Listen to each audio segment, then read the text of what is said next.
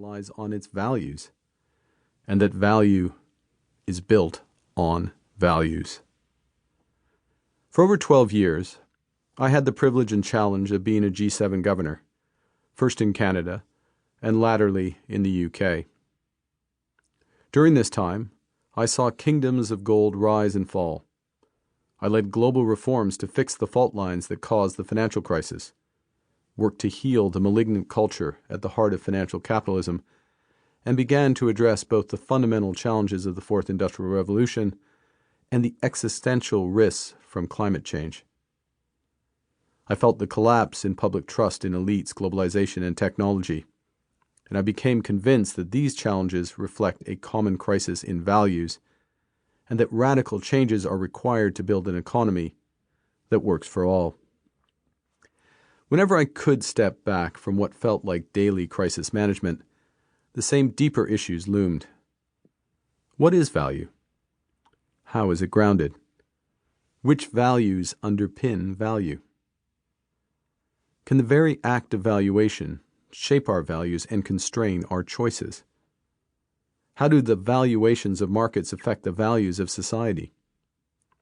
Does the narrowness of our vision, the poverty of our perspective, mean we undervalue what matters to our collective well-being? These are the questions that this book seeks to explore. It will examine how our society came to embody Wilde's aphorism, knowing the price of everything, but the value of nothing. How by elevating belief in the market to an inviolable truth, we moved from a market economy to a market society, and how we can turn this around. In many respects, this book is a belated response to a question posed a few summers ago when a range of policymakers, business people, academics, labor leaders, and charity workers gathered at the Vatican to discuss the future of the market system. Pope Francis surprised us by joining the lunch and sharing a parable. He observed that our meal will be accompanied by wine. Now, wine is many things. It has a bouquet, color, and richness of taste that all complement the food. It has alcohol that can enliven the mind. Wine enriches all of our senses. At the end of our feast, we will have grappa. Grappa is one thing, alcohol. Grappa is wine distilled. And then he continued, humanity is many things, passionate, curious, rational, altruistic, creative, self-interested.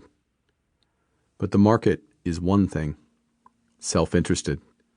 The market is humanity distilled. And then he challenged us. Your job is to turn the grappa back into wine, to turn the market back into humanity. This isn't theology. This is reality. This is the truth. This book draws on my experience in the private sector and public policy to examine the relationship between value and values, how they shape each other, and how, by doing so, they can determine our livelihoods, identities, and possibilities, and how, once we recognize these dynamics, we can turn grappa back into wine. The book is divided into 3 parts.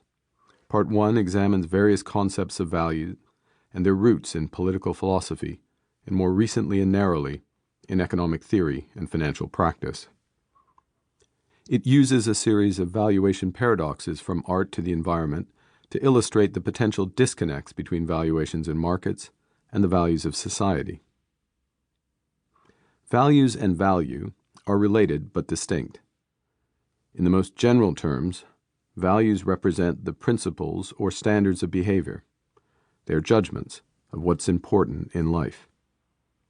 Examples include integrity, fairness, kindness, excellence, sustainability, passion, and reason. Value is the regard that something is held to deserve, the importance, worth, or usefulness of something. Both value and values are judgments, and therein lies the rub.